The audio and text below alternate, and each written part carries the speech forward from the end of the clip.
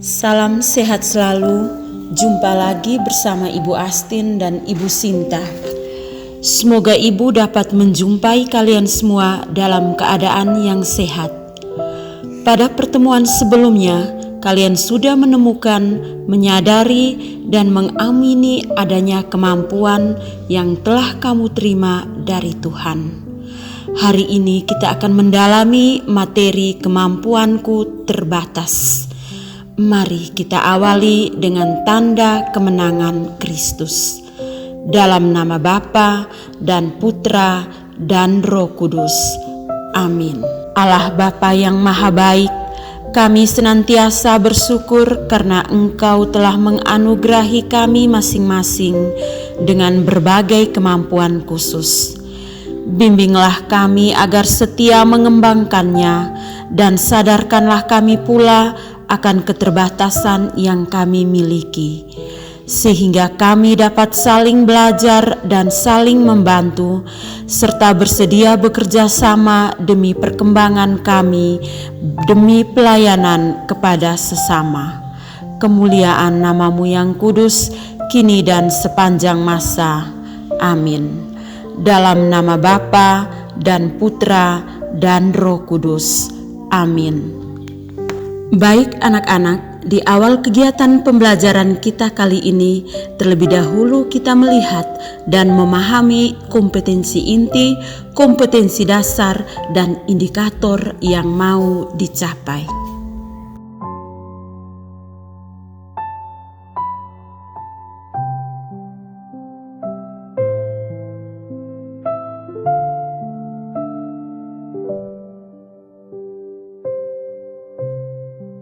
Selanjutnya, mari kita saksikan tayangan video pembelajaran berikut ini. Setiap manusia memiliki keterbatasan, tetapi cara pandang manusia terhadap keterbatasan berbeda-beda. Ada yang memandang keterbatasan sebagai hambatan, dan ada yang memandang keterbatasan sebagai pemicu suatu keberhasilan.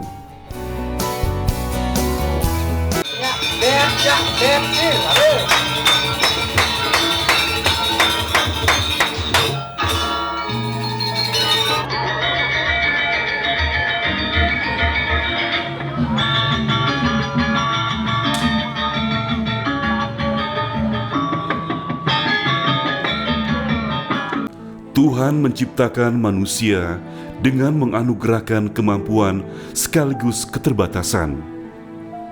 Ada berbagai macam keterbatasan yang dimiliki oleh manusia, misalnya dari fisiknya, mental, cara berpikir, dan lain sebagainya. Keterbatasan yang paling nyata pada setiap manusia adalah bahwa setiap manusia pasti akan mengalami kematian. Perhatikan di sekeliling kita, sikap manusia dalam menghadapi keterbatasannya pun beragam. Ada yang memanfaatkan keterbatasan untuk menarik belas kasihan orang lain, menganggap keterbatasan sebagai beban, bersikap pasrah menyerah pada keadaan.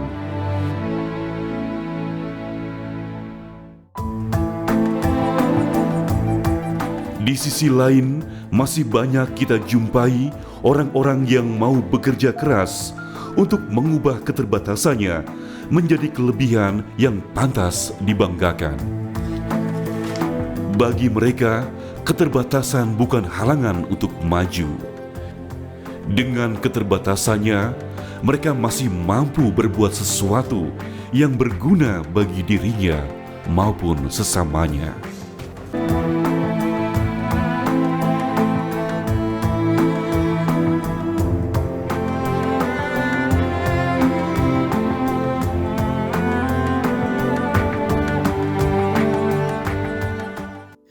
Baik anak-anak, sekarang mari kita masuk dalam pendalaman perikop kitab suci. Silahkan adik-adik membuka kitab suci dalam Injil Markus bab 4 ayat 35 sampai 41. Pada hari itu, waktu hari sudah petang, Yesus berkata kepada mereka, "Marilah kita bertolak ke seberang." Mereka meninggalkan orang banyak itu, lalu bertolak dan membawa Yesus beserta dengan mereka dalam perahu tempat Yesus telah duduk, dan perahu-perahu lain juga menyertai Dia.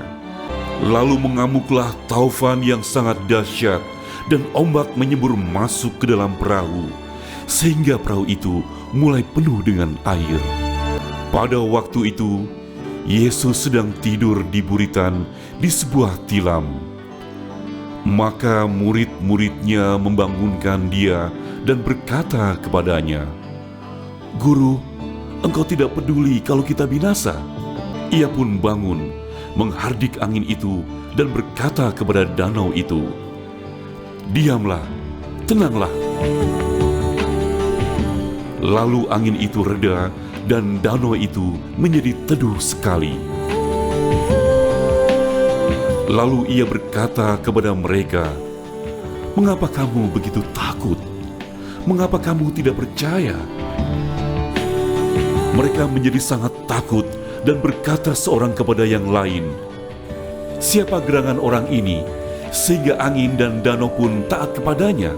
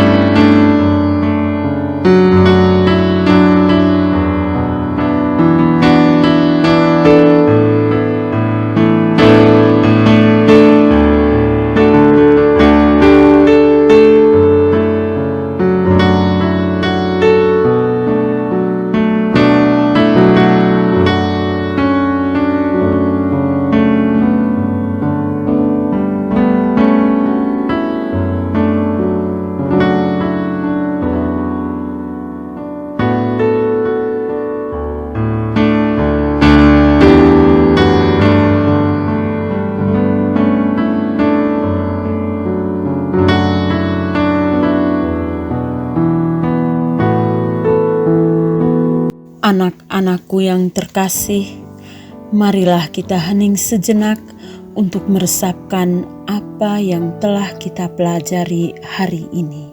Tidak ada gading yang tak retak, tidak ada manusia yang sempurna, tidak ada manusia yang tidak memiliki kekurangan dan keterbatasan. Bayangkan bila semua manusia itu hebat, maka yang akan terjadi persaingan dan pertengkaran. Sebaliknya, bila semua manusia lemah, mungkin mereka hanya akan saling memandang penuh putus asa. Ada yang kuat dan ada yang lemah. Ada yang hebat dan ada yang biasa-biasa saja. Bahkan ada pula yang memiliki kekurangan.